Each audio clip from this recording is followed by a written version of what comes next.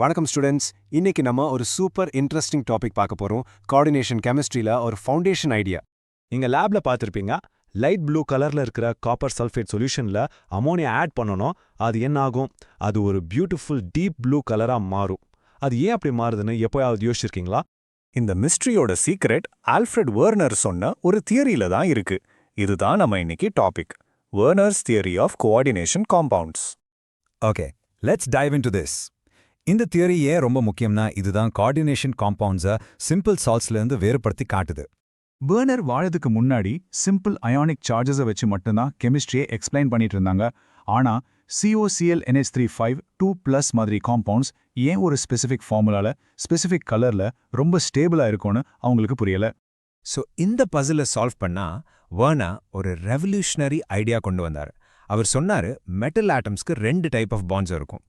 ஒன்று primary valence, இன்னொன்று secondary valence. Primary வேலன்ஸுங்கிறது நம்ம யூஸ்வலாக பார்க்குற ஆக்சிடேஷன் ஸ்டேட். செகண்டரி வேலன்ஸுங்கிறது கோஆர்டினேஷன் நம்பர், அதாவது எத்தனை லிகான்ஸ் மெட்டல் கூட பாண்ட் ஆகுதுன்னு சொல்றது. So the crucial point is, இந்த ரெண்டையும் எப்போவுமே கன்ஃபியூஸ் பண்ணிக்க கூடாது. ஆக்சிடேஷன் ஸ்டேட் வேற, கோஆர்டினேஷன் நம்பர் வேற. இது ரொம்ப காமனாக ஸ்டூடெண்ட்ஸ் பண்ணுற மிஸ்டேக். இப்போ இந்த பிரைமரி அண்ட் செகண்டரி வேலன்ஸ் கான்செப்டை இன்னும் சிம்பிளா புரிஞ்சுக்கலாம். இமேஜின் ஒரு சோலார் சிஸ்டம் மாதிரி. நடுவில் இருக்கிற சென்ட்ரல் மெட்டல் ஆட்டம் தான் சன். அதை சுத்தி வர லிகான்ஸ் தான் பிளானட்ஸ். அந்த பிளானட்ஸ் ரேண்டமா சுத்தாம ஒரு ஃபிக்ஸ்ட் ஆர்பிட்ல சுத்தும்ல, அதுதான் செகண்டரி வேலன்ஸ், அதாவது கோஆர்டினேட் பாண்ட்ஸ். இதுதான் வெர்னர்ஸ் ஐடியா.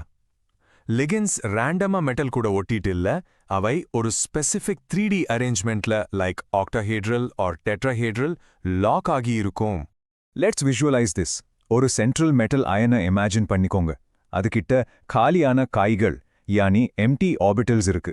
இப்போ லிகன்ஸ் வருது, ஒவ்வொன்றுக்கிட்டையும் ஒரு கிஃப்ட் யானி எலக்ட்ரான் பேர் இருக்கு. அந்த கிஃப்டை மெட்டலோட எம்டி ஹேண்ட்ல கொடுக்கும்போது ஒரு கோஆர்டினேட் பாண்ட் ஃபார்ம் ஆகுது. இப்போ நம்ம ஃபர்ஸ்ட் பார்த்த அந்த கெமிக்கல் மிஸ்ட்ரிக்கு வருவோம். ஸோ இனிஷியலி அந்த லைட் ப்ளூ கலர் ஏன்னா காப்பர் அயான் வாட்டர் மாலிக்யூல்ஸ் கூட கோஆர்டினேட் பாண்ட் ஃபார்ம் பண்ணியிருக்கு. நம்ம அமோனியா ஆட் பண்ணும்போது அமோனியா வாட்டரை விட ஸ்ட்ராங்கர் லிகண்ட், அதனால அது வாட்டர் மாலிக்யூல்ஸை ரீப்ளேஸ் பண்ணிட்டு ஒரு புது ஸ்டேபிளான காம்ப்ளெக்ஸ் CuNH3 2+ ஃபார்ம் பண்ணுது. இந்த புது காம்ப்ளெக்ஸோட கலர் தான் அந்த டீப் ப்ளூ.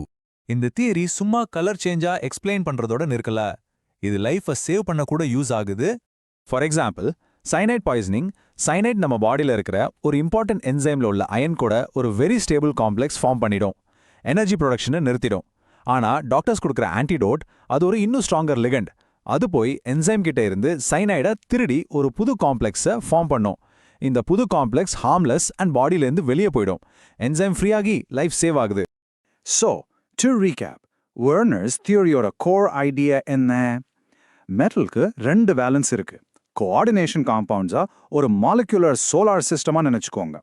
அந்த கலர் சேஞ்ச் மிஸ்ட்ரியிலிருந்தே சயனைடு ஆன்டிடோட் வரைக்கும் எல்லாத்துக்கும் பேஸ் இந்த தியரி தான். So the crucial point is, நீங்க அந்த கோர் ஐடியாவையும் அந்த சோலார் சிஸ்டம் மென்டல் பிக்சரையும் அந்த சயனைடு ஆன்டிடோட் எக்ஸாம்பிளையும் ஞாபகம் வச்சுக்கிட்டா எக்ஸாம்ஸ்ல இந்த டாபிக் ரொம்ப லைட்டா ஃபீல் ஆகும். Keep studying well.